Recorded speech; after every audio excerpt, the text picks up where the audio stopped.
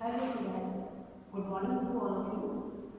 Hindi series के दौरान के अंतर्गत हम काव्यखंड का दौरान कर रहे हैं। काव्यखंड में हम पाठ 8 लेखक ऋतुराज के बारे में अध्ययन करेंगे। ऋतुराज जी का पहले नाम तो लेखक का परिचय बता दूँ, कवि परिचय। इनकी जो हम रचना पढ़ेंगे वो रचना है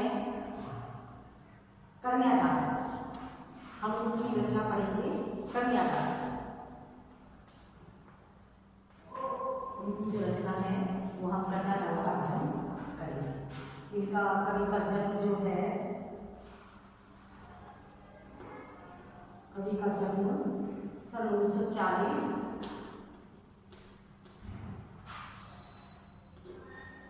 में भरतपुर राजस्थान, भरतपुर डिस्ट्रिक्ट है राजस्थान में, भरतपुर राजस्थान में हुआ।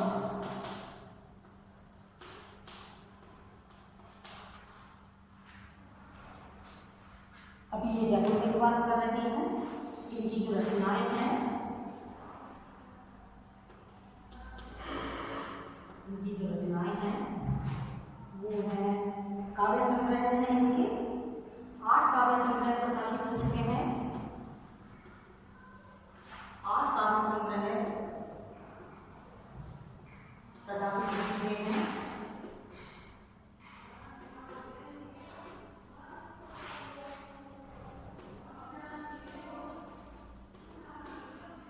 ऋतुराज जी का जन्म 1940 भरतपुर राजस्थान में हुआ। इनके 8 काव्य संग्रह प्रकाशित हो चुके हैं। नाम है उनके, इनमें से प्रमुख हैं एक मरणधर्म,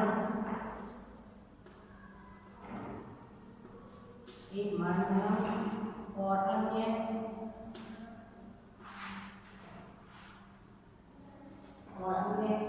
उनमें से प्रमुख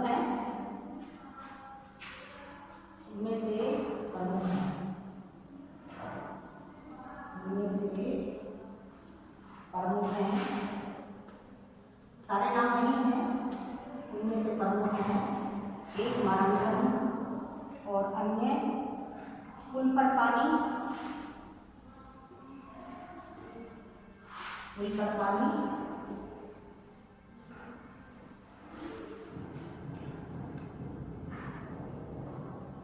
सूरज नीरज,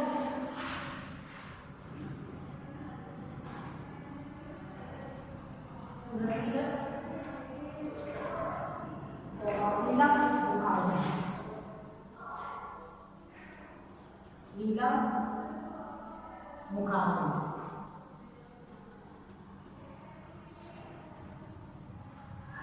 ये इनकी प्रमुख पुरस्कार जो मिल चुके हैं। बहुत सारे अनेक पुरस्कार मिले हैं। वो है सौंदर्य पुरस्कार,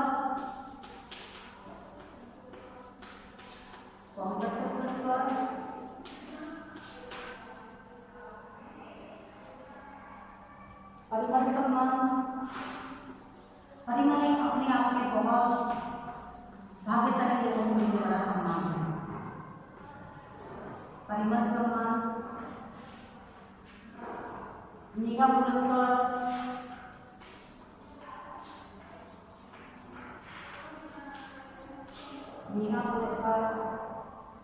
पहल सम्मान तथा बिहारी पुरस्कार,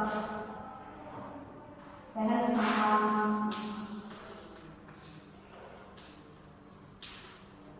तथा बिहारी पुरस्कार।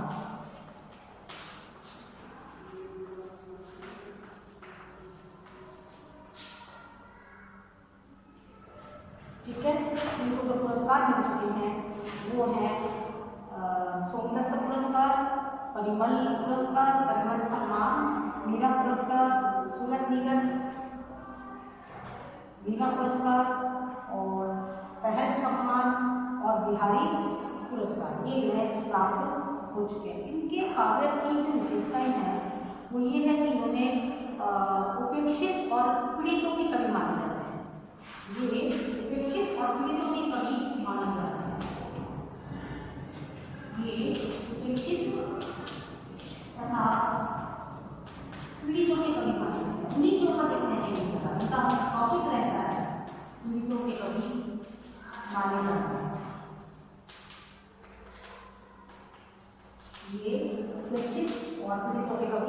माने जाते हैं।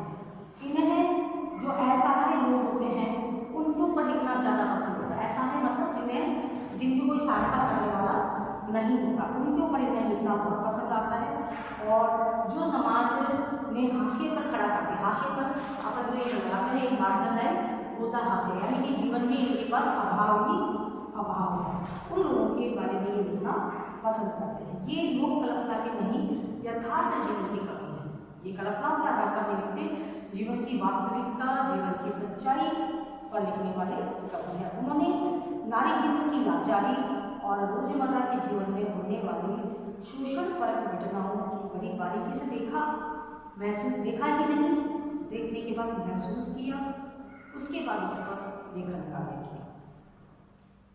वे उन विडंबनाओं पर पैनी निगाह रखते हैं तथा शोषण के अस्त्रों से बचने के कारगर सुझाव देते हैं और पहले लेखन करते हैं। लेखन में वो पहले वो समस्या बताते हैं, उसके बाद उस पर सुझाव देते हैं कि इस तरह से इस समस्या को सुलझाया जा सकता है। कन्यादान जो कविता हम पढ़ रहे हैं उसके अंदर भी उन्होंने नवविवाहिता बेटी को नारी जीवन की जो त्रासदी है, नारी जीवन में आने वाली जो समस्याएं हैं उनसे बचने के लिए सचेत किया है। प्रत्येक नारी के जीवन में कन्यादान के बाद जो परेशानियां आती हैं, विवाह के बाद जो परेशानियां आती हैं, उनको उन्होंने बारीकी से देखा, महसूस किया और उसके बाद उन्होंने उसे कलम के द्वारा कलमबद्ध करके हमारे सामने रखा है। कन्यादान कविता के बारे में इस कविता को हम पढ़े उससे पहले मैं आपको साफ बता दूं।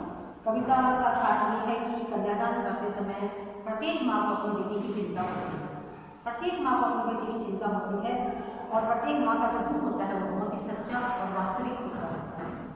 आखिरकार उसकी इस वाली कविता में जो उसकी कन्या है वो उस माँ की अंतिम जमा पूंजी थी। उसकी कन्या अभी तक पूरी तरह सयानी भी नहीं हुई थी, क्योंकि बहुत पहले जल्द विवाह कर दिए जाते थे। उसे कुछ सांसारिक कुछ सुखों का अभाव तो था। बच्ची जब बहुत छोटी उम्र में शादी हो रही है तो उसे खाली खाना पीना पहनना और कुछ गहने नए कपड़े इनका लालच होता है, उसे आने वाले दुखों का बिल्कुल एहसास नहीं होता। तो माँ जो कह रही है, माँ ये कहती है कि जीवन की मधुर कल्पनाओं के बारे में जो तुम सोच रही हो वो सोचो, अच्छा है, खाना पीना पहनना उठना सब अच्छी बात है, लेकिन इन सब के साथ में तुम्हारे सामने, इन मधुर कल्पनाओं के साथ में तुम्हारे सामने बहुत सारा संघर्ष आने वाला है और उस संघर्ष के अंदर तुम्हें जीना है। विवाह के बाद जो संघर्ष आने वाला है उसमें तुम्हें जीना है, उस संघर्ष के साथ में ही जीना पड़ेगा। माँ ने उसे विदा करते समय